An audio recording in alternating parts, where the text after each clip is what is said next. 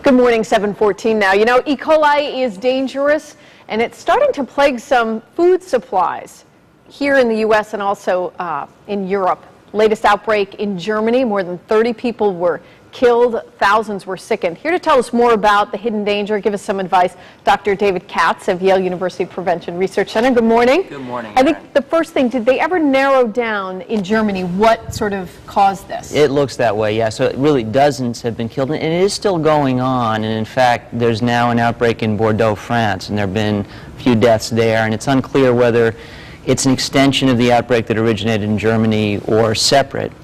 You know, so the theory went from cucumbers in Spain, but it landed on bean sprouts in Germany. And it's very clear now that that really is the original source for the outbreak in Europe of this very, very bad bug. One of the things that E. coli can do is different strains can share genes, and so they give one another really bad traits. And this particular strain of E. coli not only produces toxins that make it lethal to people, wow, but it itself is very hard to kill because it's resistant to multiple antibiotics. Now, is the concern the bug will jump to the U.S.? Well, you know, many people traveling the world these days. Right. So there's certainly we have a global food supply. So frankly, if there's a significant presence of a bug like this in any country, almost every other country is potentially vulnerable.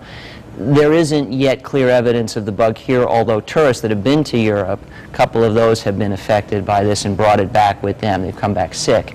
But the big concern is that this bug, once established, will spread. And I want to make a crucial point here. I'm holding a book in my lap. It's 6 Arguments for a Greener Diet. Right. And so, you know, the theory about this particular outbreak, is it cucumbers, is it sprouts? And the thing I want to point out is that E. coli is an intestinal organism. Yeah. And you know what?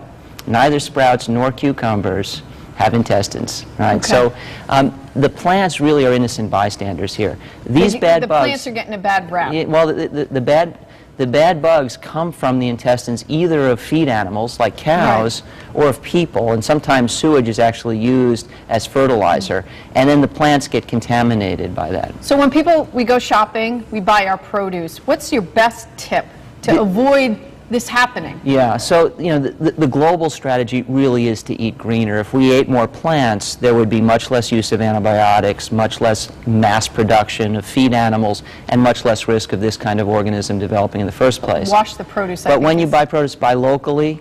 Wash your produce well. If you know where it's coming from, there's much less likelihood. It's really these large-scale exchanges of produce on big farms that increase the risk of this sort of thing happening. We hear E. coli, we think food poisoning, it's summertime, people have picnics.